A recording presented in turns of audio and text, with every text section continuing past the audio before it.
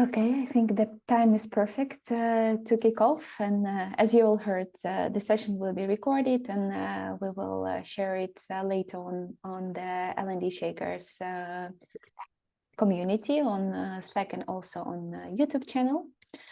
So first of all, welcome everyone who joined this lunch and learn session and dedicated their time to learn something new.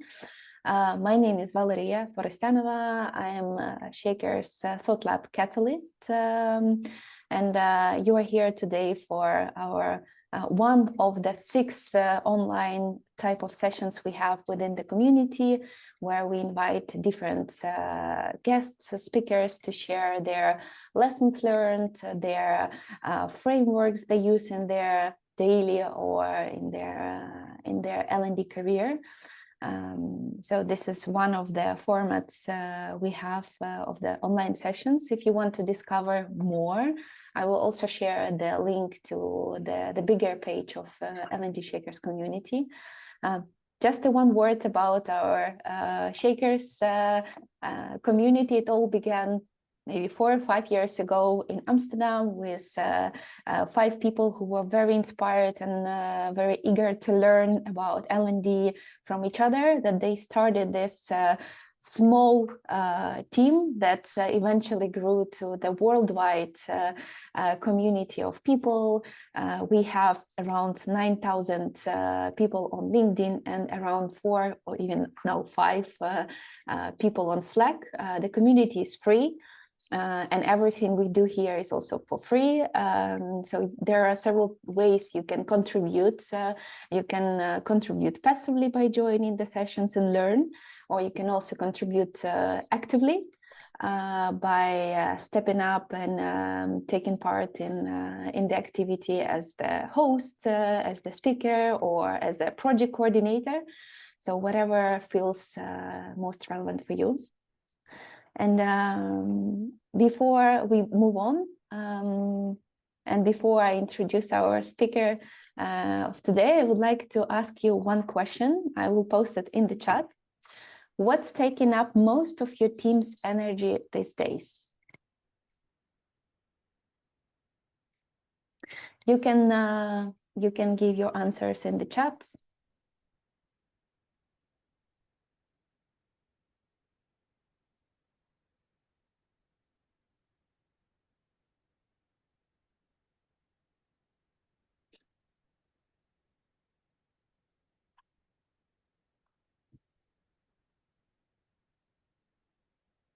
Feel free to share your ideas. Oh, I see coming from Coco, managing our LMS, which is not working quite as well as we would like. Oh yeah, it's always a pain. Anna, operational work, scheduling, coordinating learning events. Maria, making sure we are all on the same page and there haven't been any changes done. Aurelia, workloads. Welcome everyone who joins. Nice.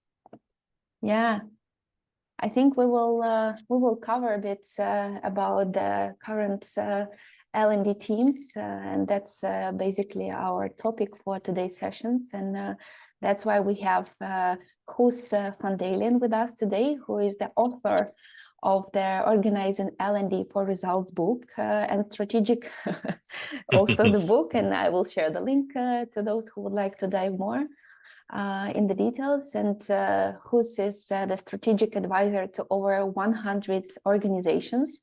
He helps teams sharpen their focus, reposition their role, and build a department that truly drives the impact and brings the results. Guus, the word is yours, the mic is yours, and no more delays. Good morning. Thanks for having me. I'm happy to contribute to this community. I even see a familiar face over here. If possible, can you put on your webcam? Because we're with a small group of people and it makes it a bit more like we are actually having a sort of conversation together. If not, then it's also fine, of course. Yeah, we only have 1 hour, and thanks for putting on all the webcams. We only have 1 hour, and I'm terrible in time management. Let's see where we go. I want to start with a sort of slightly provocative slide to see how you feel about what I put over here. Need to share my screen. That's always a challenging part. Here, see it. Now you can see my screen, right? So if I would circle back to what would be my key message of today, I think it would be this. It's never about learning, in my opinion. And I think that the value of L&D is not in to create shiny, great programs or even in managing a great learning management system, but it's actually to help others understand on what the root cause of the challenges is that they are encountering.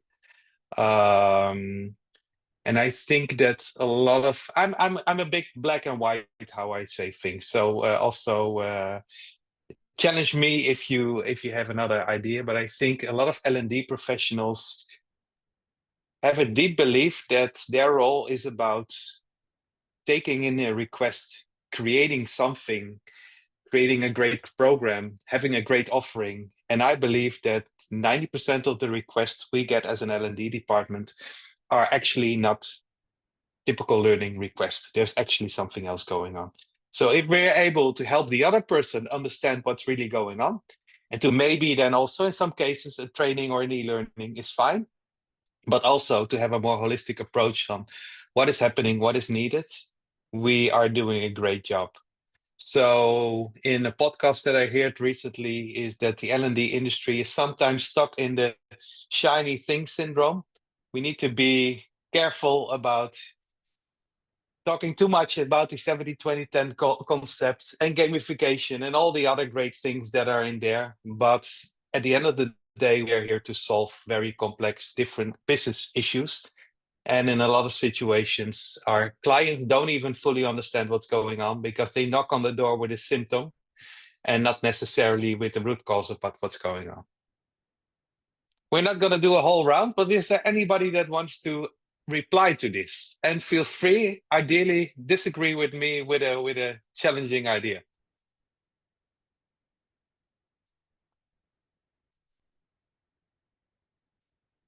It's always a scary part, eh?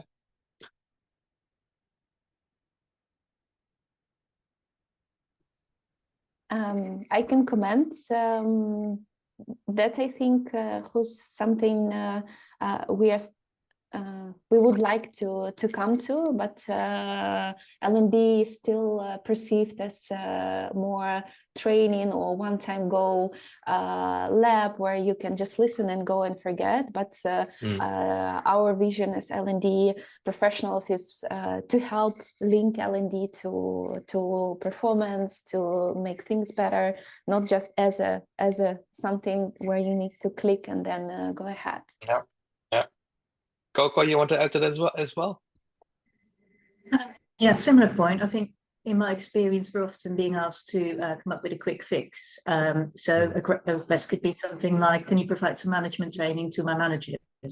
And then when you start digging a little deeper to find out what they actually want, it might be that it's not really a learning problem, it might be a HR problem. So there's more than we can do with just creating a little training, which we can do. But I find it's worth asking few more questions rather than just coming with you with really big words and just doing that and thinking that's the issue. Yeah. And yeah, sometimes it can be tempting to start complaining about our clients because they show up too late, they ask for an e-learning, they put me in an order taker position. But there are things that we need to change in our approach, in the way we manage expectations, to change this this way.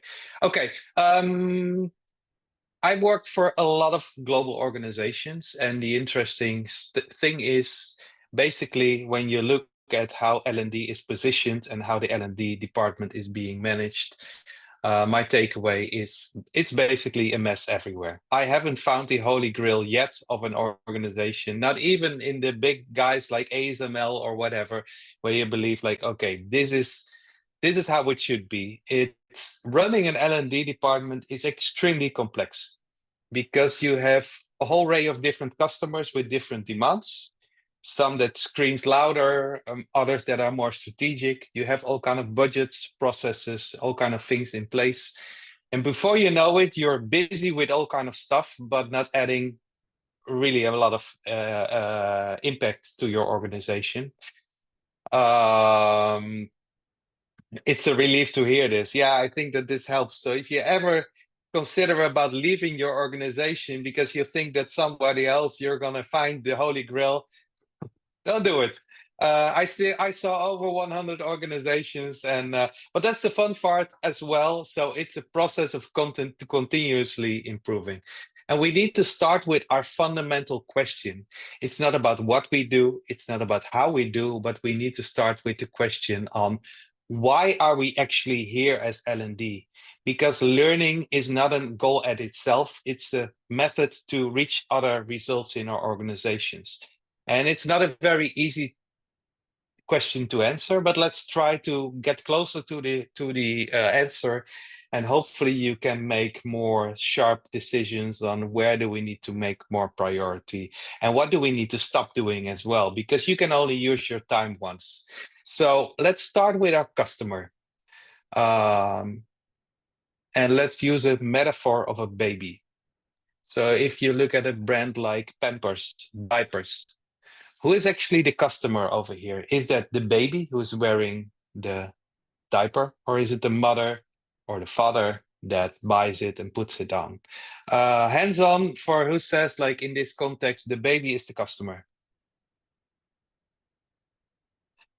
Other hands is who says that the mother or the father is the customer. Yeah.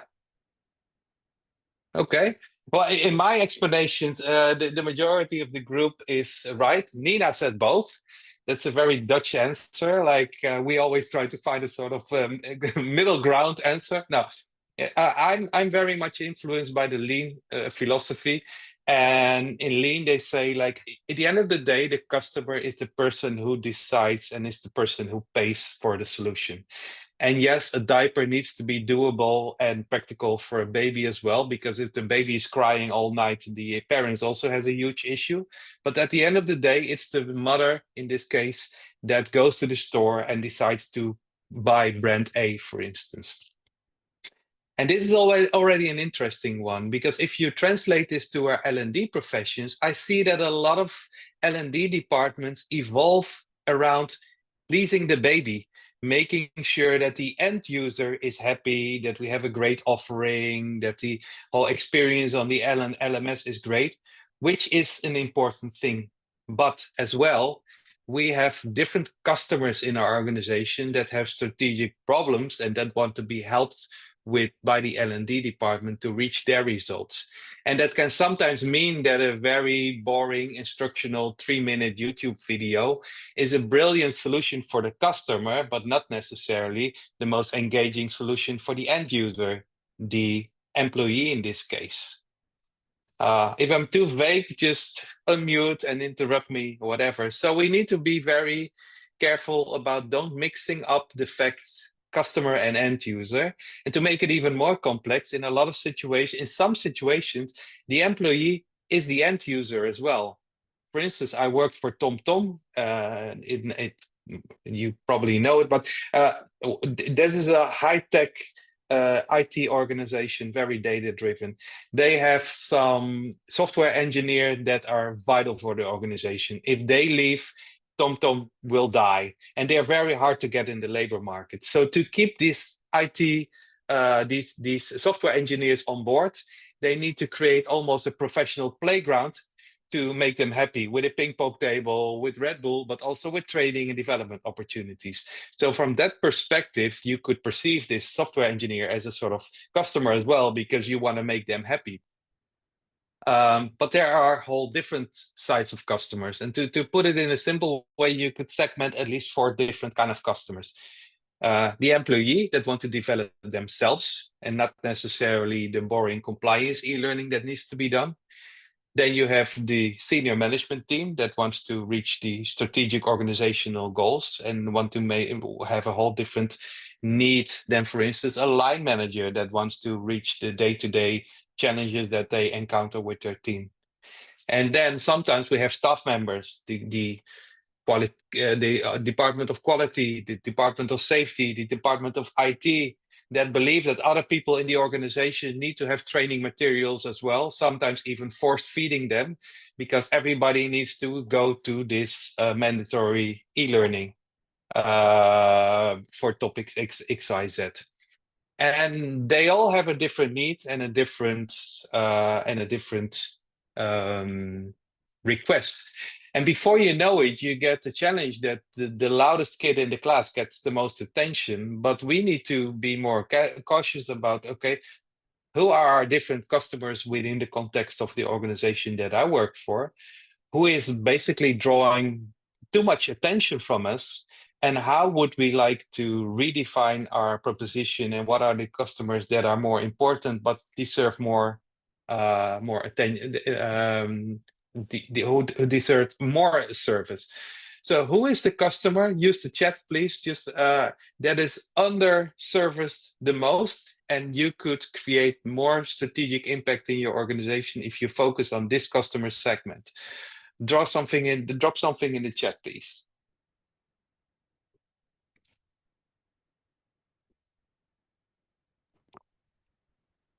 Just to clarify the question, who are the most important customers from the slide you share, or from our current? Yeah, referring to your workspace, like who of these 4 customers are serviced the least at the moment, where you think they deserve more attention to generate more impact with our L&D department?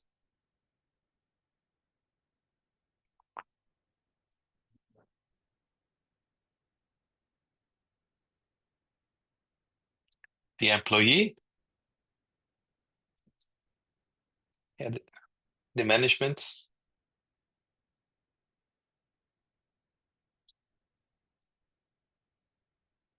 There's a broad variety of answers, and that's the interesting part about L&D, because being a successful L&D department is heavily dependent on the context that you work in the type of organization that you work for. Because being successful in company A doesn't mean that if you replicate the same trick in another organization, you're going to be successful.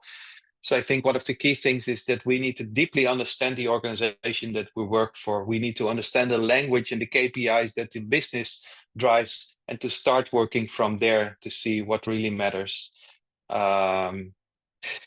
And when working with L&D departments, because I even forgot to introduce myself, I work with a lot of L&D departments, not so much to create training programs, but more to overhaul and to optimize the L&D department itself. So let's say a sort of troubleshooter for L&D departments. And when doing that work, I realized that we very often got caught into all kind of confusing conversations where we thought we were meaning the same, but at the end of the project, there were whole different definitions. So basically, I think that there are sort of 5 games of chess that we need to play, and you need to do something on all these chessboards, but they are not all equally important. And I want to challenge you to think like, what games of chess do you need to step up, and which maybe you need to what's the proper word for that?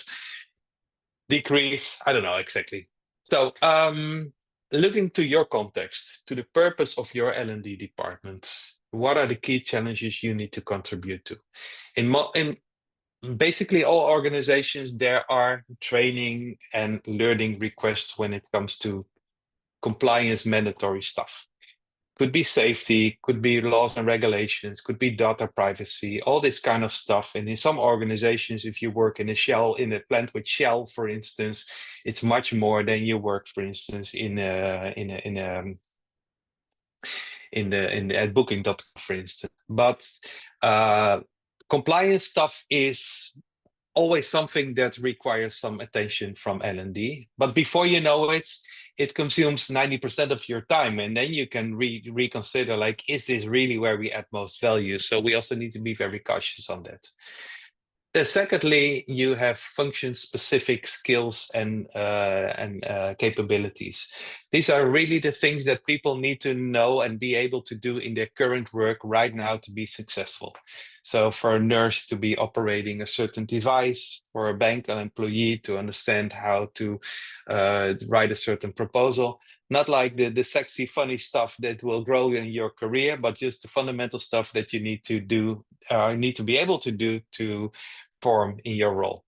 And also for some organizations, this is crucial. For instance, big supermarket organizations or hospital organizations, this is a big chunk of the L&D pie. But then also you have like professional development. This is not so much what you need to learn today for your role, but more like, okay, where are we? How can we create a sort of professional playground for our employees so they can grow and flourish in their role? They can move towards other roles, get better in what they're doing beyond the day-to-day tasks and stuff like that.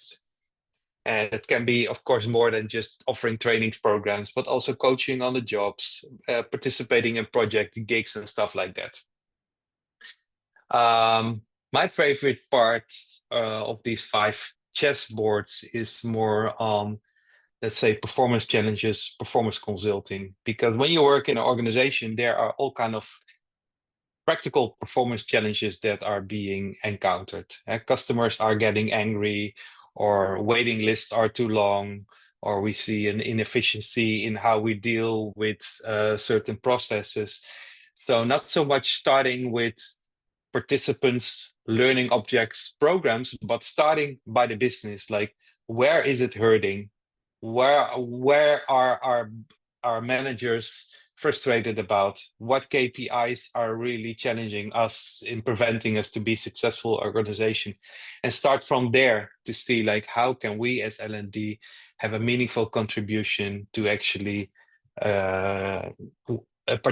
contribute to business results. And the final one is about change and strategy.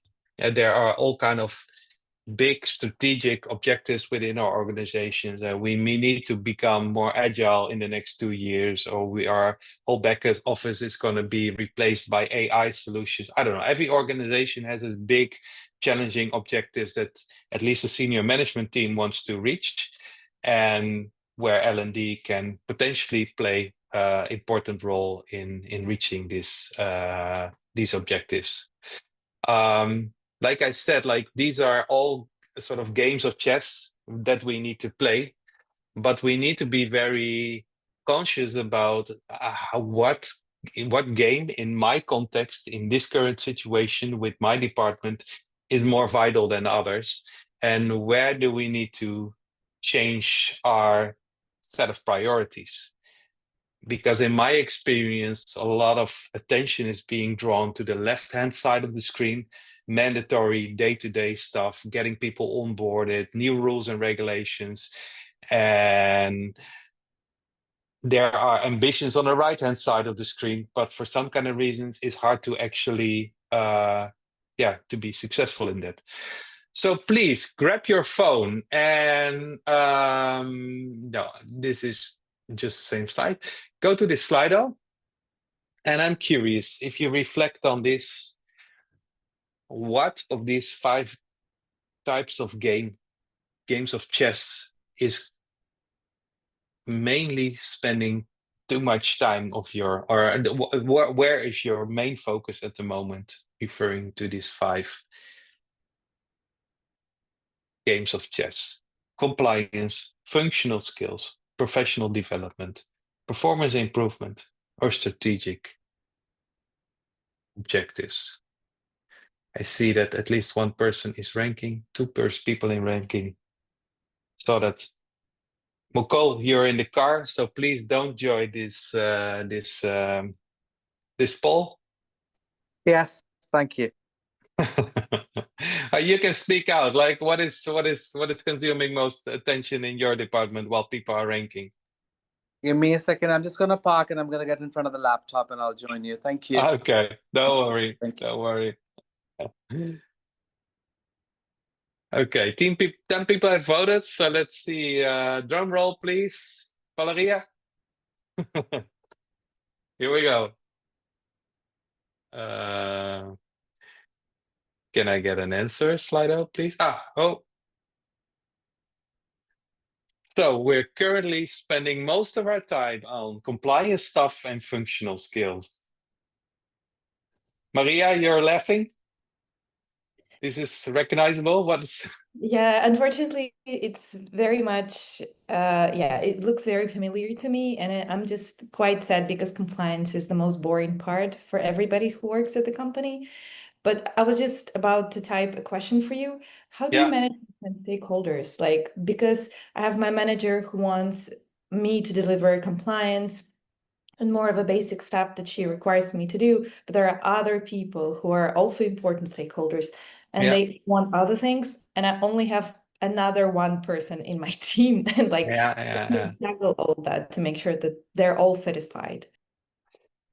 We could talk about this question for a whole day, but the word that strikes with me the most is that you say, hey, this is the boring part. And that resonates a little bit with the shiny thing syndrome that L&D is in. Because if we look closely to our key customers, I've been head of learning at Friesland Campina. It's a dairy company, 16,000 people worldwide. If I sit down with the senior leadership team, they want to prevent that people die in a factory. They want to prevent that they need to shut down a whole factory because the mandatory stuff is not in place. So we don't think this is a sexy part of our work. Of course, we want to be strategic. We want to do gamification, all of that. But our customers, this is a vital thing for our customers. So it's almost an hygiene factor. If we don't solve this, it will always keep on drawing attention from our side. So in Lean, we call this, how can you fix this in a pokayoke way? Like, that is as automated as possible, that eventually it will not draw all your attention, but it needs to be taken care of and it needs to be automated. And a lot of L&D's department remain stuck in Excel files, in manually assigning e-learnings and all this kind of operational stuff that comes with this. But we need to be careful by calling this boring, because it almost devaluates our real customer and their real needs. And I think that is the whole mindset that we as an industry need to shift. It's not about doing fun stuff, it's about doing meaningful stuff. But then in a smart way that will eventually get more time and effort to do other things as well. Quick response back from you. Yeah, we're actually automating all of those things, so I completely agree with you. Yeah. I would say boring, it's mostly for employees, it's boring. For us, it's easy to. But I completely agree with you. It's important because nobody will die, but people can get scammed and we can get leakages. I get it's important. But like, you really wish to have more time to do something more, I don't know, impactful for the future, something like that. Absolutely. No, and I think it's a great nuance that you bring, because we also play another role in being a gatekeeper. Because before you know it, the director of safety, the director of quality, the director of finance, everybody believes that for their specific topic, there needs to be a mandatory e-learning in a very boring but 45-minute way, because it's covered their ass. And we create a horrible experience for the employee. So at the same time, our role is to challenge, like, do we first of all need an e-learning? Does it need to be mandatory? Does it need to be for everybody? Does it need to be every year? Because it's not about just taking in the orders and throwing in that e-learning. We need to be very careful, and also bringing people together, because maybe the quality and the safety department can partner up to make a more meaningful e-learning that solves the whole issue, instead of making all these separate departments covering their own topic, for instance. Because thinking from the employee perspective, we also want to create something meaningful. Kila. Thank you. I really like this conversation, so I thought I quickly jump in. I'm Kyla. It's good to meet you all. Kyla, sorry. No stress at all. What I find really interesting about this is you mentioned, compliance being boring and just sort of like something to tick off. And what we've heard and from Sana Labs, what we've heard from people is that they get super bored with, just clicking next on the screen. screen and just being like, okay, now I can finally finish my compliance training. And if it's helpful, what I've also heard is we want to make it compliance is sort of exciting and like something that you do and make it fun. And so some people that I've seen in L&D leaders is they'll be like, all right, we'll do a compliance rave in the morning, or we'll do compliance over breakfast. So everybody sits together, they put music on, and they just make it a fun experience. And so if I go back to sort of the Slido points that you had up on the screen, it then makes it be like, okay, the top two for the stuff in green that you spend most of your time on, that just becomes baseline and it's fun. And you can come into work, spend an hour over croissants and coffee and just finish off your e-learning. And then most of your time can then be spent on the fun stuff. And so people will be like, okay, I am excited about learning now. I can do things where, you know, at Sana, we have, for example, an AI tutor, you can sort of jump into the platform and be like, okay, I'm actually curious about learning, because all of the boring stuff that I usually click next on is sort of out of the way. And I've done it in a fun way with friends at work. And yeah, name it like really fun things where they're like, okay, it's a breakfast rave to finish our animal compliance training. And so you spend 80% of your time on the fun stuff. And I think it should be, and we need to be very critical on the front end to actually prevent any bullshit e-learning from entering the organization. And if it turns out that we need some kind of learning, then try to make it as fun and as engaging as possible. A best practice that I really like is Hox Hunt. I don't know if you know this company. They have a very gamified way about dealing with data privacy. So they send you like a sort of scam email, and you need to detect if this is a real one. And if you click it, you get, haha, you got caught because of this. If you detect it, you get coins and blah, blah, blah. So it's a whole gamified experience just by a real emails that enter in your. So I think there are so many great examples of how we can switch this whole boring 45-minute linear e-learning that are customer requests to other stuffs as well. So inevitably leading to the next question. I'm struggling with all my slides and screens over here, so I need to go back to sharing. We had this one, right? So if we change the question around, like, where do we ideally want to spend our time? So if we have this whole compliance monster solved and figured out, where are we moving towards to really do more fun and meaningful stuff?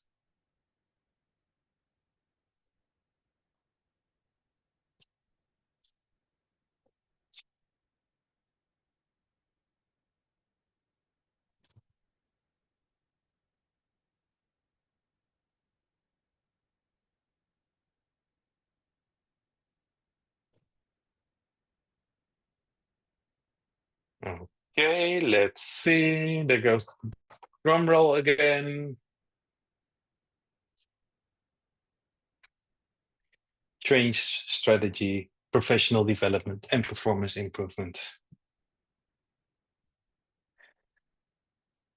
And the fun thing is, I did this with, I think already more than 500 L&D professionals, and we are getting basically the same trends over and over again.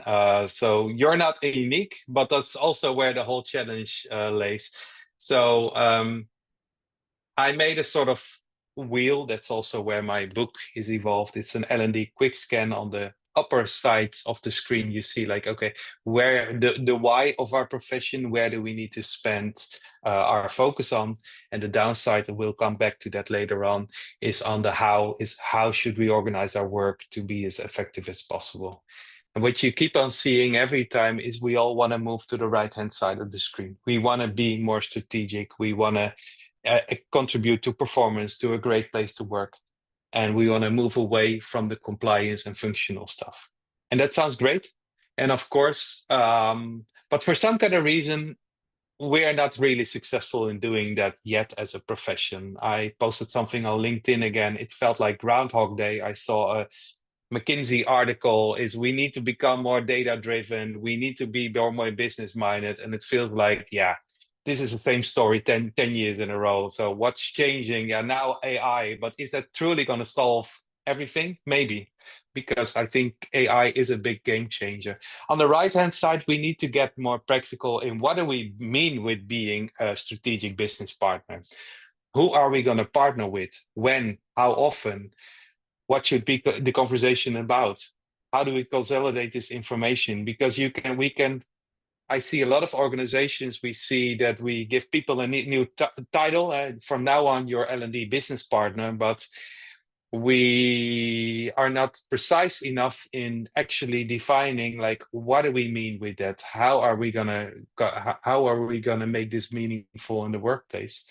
But on the other side, and I think that's Maria, you mentioned it, there's a magnet drawing us to the left-hand side all the time, because there's so much operational shit coming in every day with Excel sheets, and I think here is a huge game changer for AI, is that we can automate a lot of stuff in terms of, because a lot of processes in L&D departments are predictable and are able to robotize.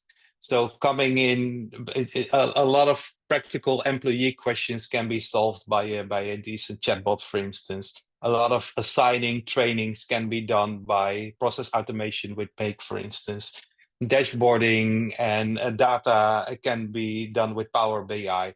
There's so much stuff, but within a lot of L&D department, there is not somebody dedicated assigned for a sort of process optimization role. There are typically two roles. You have the advisors that are customer-faced, and you have the back-end, the coordinators that do like the hands-on tickets that come in and all kind of stuff. There's an essential role in the middle, missing somebody that continuously improves that L&D department to prevent that we keep on working harder, but we keep on working smarter. Somebody that's process-oriented, that has a lean background, that knows about the potential of AI and those kind of things. And there are very few L&D departments that I see being successful in this part. So if we focus on the downside of the wheel, we just covered the upside. There's like 5 games of chess that we need to play. The downside, I'm just gonna do something similar, asking you to like, okay, where is consuming most of your time right now, and where would you ideally want to go? And for your information, you can download this slide, this quick scan. There's a whole Excel sheet, because the power is to do this as a team, as a department together, like to plot this together, like where are we now, where we want to go, and how do we bridge the gap from our current to our desired position. And it's all for free. It's not some kind of cheesy sales trick. So on the how side, it's about coordinating an organization, and we just referred to this. A lot of L&D departments are stuck into the day-to-day operational routine stuff that can keep you busy. But it's also a little bit about same as washing plates in a restaurant. Nobody will give a better tip because the plates are clean. It's a sort of hygiene factor. You need to fix it, but as efficient and as smart as possible, because your customers will never applaud you for the fact that a training booked was properly booked, or that a reminder was sent in time. So these are the stuff that you need to automate, in my opinion. The second part is about actually producing learning content, facilitating workshops, creating e-learnings, all this kind of stuff. And I see a tendency in a lot of organizations where we tend to buy this kind of content externally and get rid of our internal facilitators and internal content creators, because the problem is you're going to be sold out before you know it, because designing a whole learning program is super time consuming. So you need to have a very clear procedure on what do we make, what do we buy, and if we make something, it needs to be a super niche within your market that you cannot buy elsewhere, because the training feedback or training time management, you don't need to make that for yourself. There are plenty of vendors in the market that you can go to, for instance. So there's no right or wrong, but in some organizations we spend 80% of our time in creating our own content, where you can debate, like, is this where we really add enough value? The third piece of the pie is about marketing and communication. And I think there's a whole thing to win on this aspect, because if you look at how L&D works and how communication departments work, we are not the best in promoting our stuff. We throw something on the SharePoint environment, maybe something in Slack, but I think L&D needs to step up their game when it comes to promoting stuff. And I think Ashley Sinclair, probably you know her, she's doing some great stuff in bringing the whole idea about marketing into the L&D workspace. Because especially when it comes to creating a great place to work, when learning and development needs to contribute to retaining talents within your organization, you need to be able to create a sort of candy store with all kind of great stuff. And I think we focus a lot on getting a great program, but not so much on the customer experience. How do we position this in a learning management system that is really applicable, interesting, sexy, relevant for our participants? So basically the whole customer journey, and not only like how we display this in a sexy way, but also in a practical way. How can we make a sort of self-checkout that finding what you need, assigning something, getting approval for something is as easy as going to a supermarket on the corner of your street where you go to the counter and get the stuff that you need. Because in a lot of organizations, you need to get permission from your manager and it gets lost. And before you know it, 3 weeks later, you get approval for some kind of training that you want to follow. So I think marketing and communication is a very undervalued part of L&D departments. Then we go to projects organization, because you probably all recognize the fact that we as L&D professionals are going to be asked in strategic big projects somewhere when it's 80% done. Because at the end of the project, we realize like, oh shit, we need to do something with our people. Let's do a training. Let's call the people from L&D. And then you have this, we need an e-learning, and you're in a very challenging situation. Like, how can we bring the conversation from we need a training back to, but what's actually the problem and what do we need to solve? So we need to become more proactively positioned, especially in big strategic projects, that we have an earlier seat on the table and can think about solutions beyond the e-learning, because maybe we can implement some kind of performance support in the flow of work, for instance. But then you need to embark on these projects earlier than at the end when they call you, when they decided they need an e-learning. And finally, and we already referred to this, is strategic advice. How can I really be this trusted advisor where I sit on a more regular basis with management teams on the table? And we probably all heard about the concept of the order taker. That's where we all want to move away from. We don't want to be this reactive L&D professional that's just literally serves out what our customer is requesting. The next step is to be more as a sort of performance consultant in terms of, okay, figuring out what is the root cause about what's going on here and what do we sincerely want to solve. And a lot of L&D professionals want to move towards being more a strategic business partner, having a seat on the table more proactively, having a continuous conversation on a more strategic level, and not so much focusing on the training that needs to be made, but more focusing on the outcome in terms of mitigating risk, declining the amount of incidents, retaining people. And in the order taker position, we are more reactive as a sort of service desk, waiting for us to call, already the question in place, and a lot of focus on our practical output, the e-learning or the training, and not so much on the higher outcome that we're demanding. So if you look at this downside of the quick scan, also use the chat, like what is consuming currently most of your attention, and ideally where would you like to move towards, just to get a feeling about where are you at as an audience.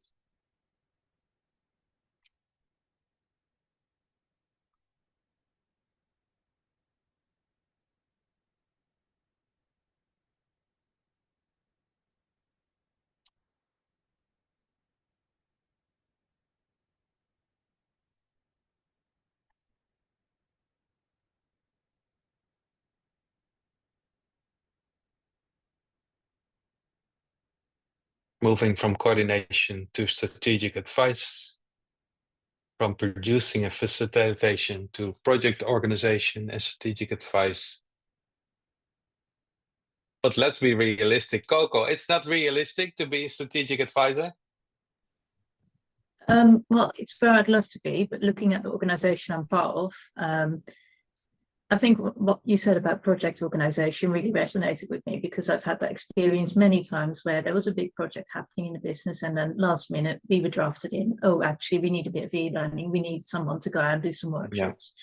So I think I can be more proactive in terms of, using the networks that I've got to kind of tap in on what's going on in the business, and be a bit more proactive in saying, you might need us further down the line, so do you want to come and have a chat now, so that we don't need to rush at the end of your project and we'll get better results. Yeah, and I think we also need to be realistic, because we can all claim that we want to be a strategic advisor, but you also need to meet your organization where they are and then to make it work. But also realize that there is a huge lever that we can use, and that is the HR business partner. That is probably already somebody that has a seat on the table and that knows a little bit about what's going on, what is changing, what are the challenges, etc., etc. So we don't necessarily need to be another strategic or business partner, but we can also utilize this HR business partner in a way that we partner up with them and to see how can we create synergy together. But in a lot of organizations, it's quite vague, like how does the L&D advisor should collaborate with the HR business partner? And I also write something about this in the book. You can come up with several approaches. I come to your question in a second, Valeria. So the traditional Ulrich approach is about like, okay, you have a customer. Sorry, this is a Dutch slide because I wasn't planning to share it. But you have the customer, then you have the HR business partner, and behind the HR business partner, you have the specialist in the center of expertise, somebody about vitality, recruitment, talent, learning, etc. So they should call you when there's a learning request. But you could also go for another approach where you say like, hey, I partner up once every quarter with the HR business partner, and we go together to the management team to be more proactive and have a seat on the table. And I don't need to hijack the whole conversation. It needs to be about learning, but at least I get a more familiar face. I get a better feeling about what's going on. So it's also about being creative and being pragmatic in how do we get closer to the business, and how do we get more how do we create more partnership in this? Valeria. Thanks, Guus. It's more adding to the comment of Coco, saying that let's be realistic. Agree, it's challenging, and we had session at ThoughtLab before talking about how to become L&D advisor rather than an order taker. And the idea behind was that it's like building a house with the bricks. It comes with understanding the business, as you said, Guus, and also growing the meaning of L&D within the company, and building those relationships with stakeholder management. So it doesn't happen within one night. It takes time to build this trust, and then later on it will pay back. Absolutely. Yeah, before we know it, because establishing this whole business partner approach is more than getting some new skills. It's almost an organizational design question, like how do we position people? How do we make sure people work together? How do we orchestrate the conversation with the business in a meaningful way that it uses the flow of work as we have it right now? For instance, an annual budget cycle. So let's be careful as L&D professionals not to approach this as a learning challenge, but more as an organizational challenge to make this work. I can throw in another 20 slides, but I would rather just open the mic for any questions, comments, whatever.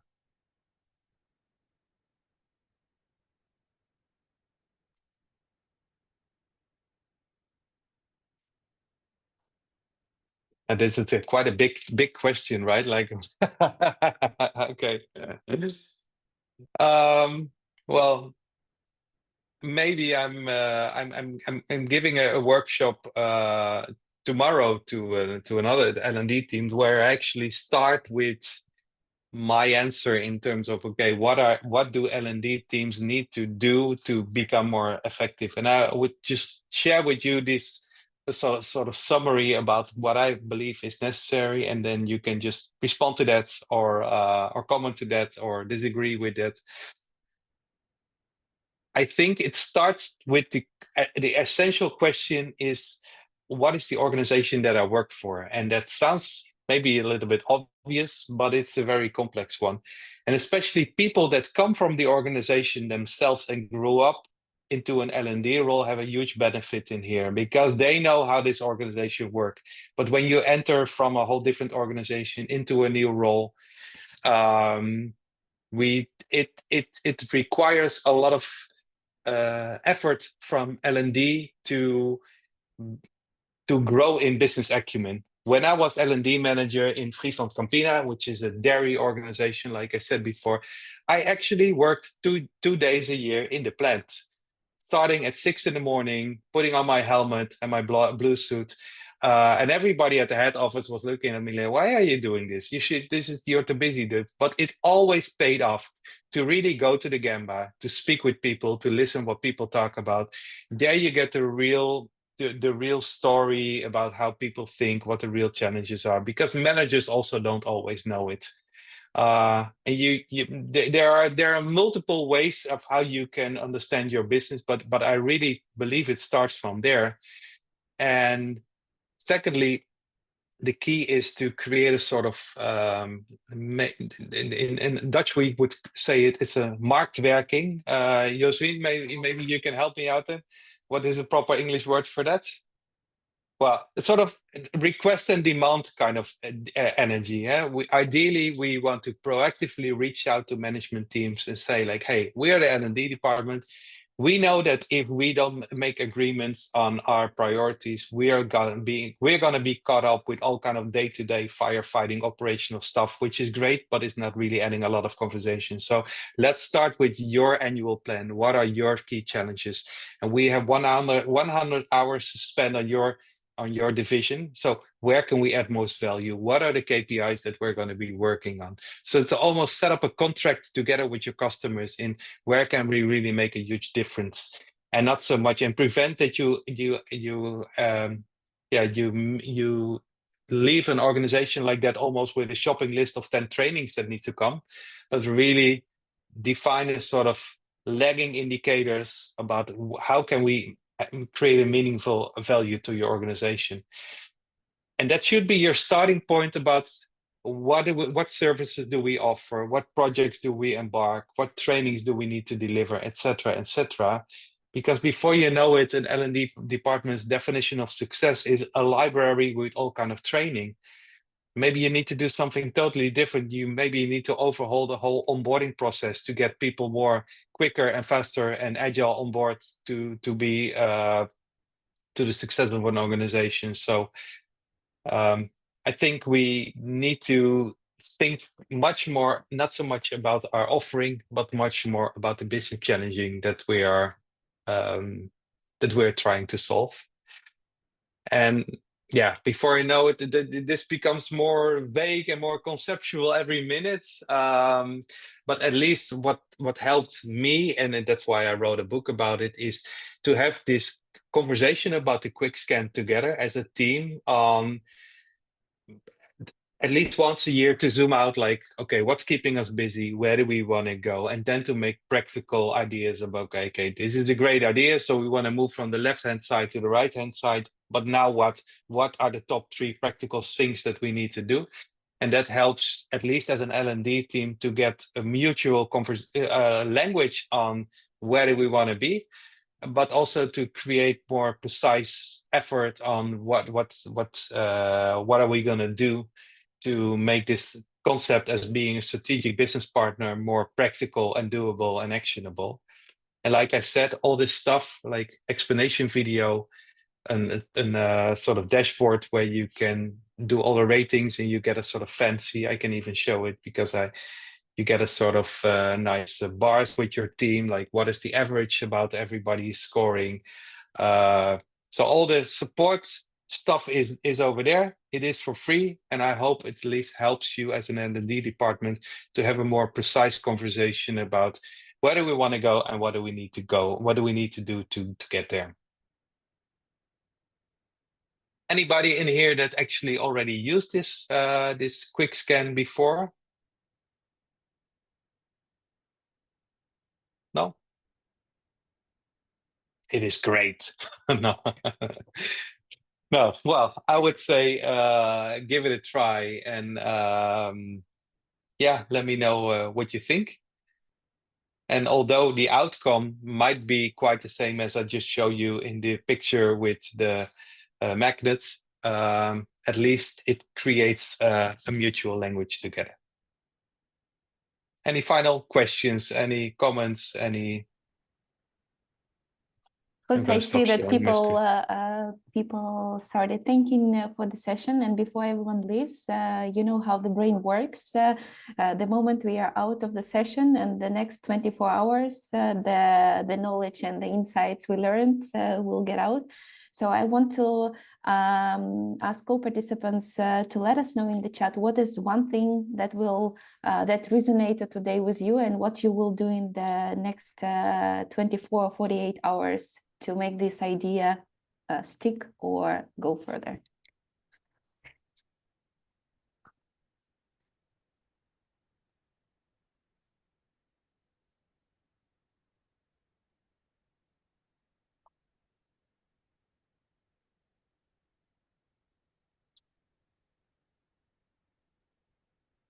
We already got a first answer, who's from Anika, who left. She said, I will take from this session partner up with HR business partner more and speak to directors about their KPI and prioritize from that. Start with the key business challenges and make concrete what I'm going to do. Always, from Emmy, always start with a deep understanding of the business. Thanks, Emmy. We have also response from Mukul. I would spend more time on exploring the invitation to understand the business context from Maria, scheduled with our ICO and COC compliance manager in meeting to discuss the cybersecurity training and find new ways to approach it. Maria, let us know how it goes. I will also share in the chat what I promised is the link to our L&D Shakers Notion page if you want to deep dive in more what is the Shakers community is about. That was on the side note. We have additional comment from Saltanat, having the conversation with the team, what we spent our time on right now versus where we would like to deliver more value. Of course, I think we have many ideas, and I wish all of you who joined to do these first steps to make this main thoughts, main seed grow. Yeah.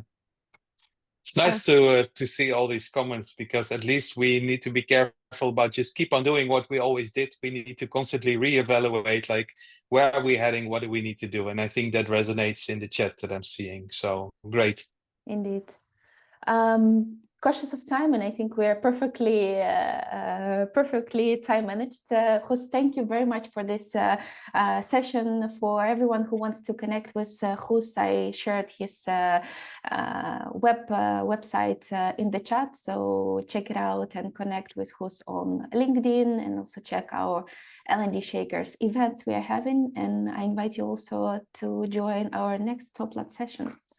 Thank you again for dedicating this time of your lunch and learn to know something new, and wishing you all the best rest of the day. Thank you. Cheers.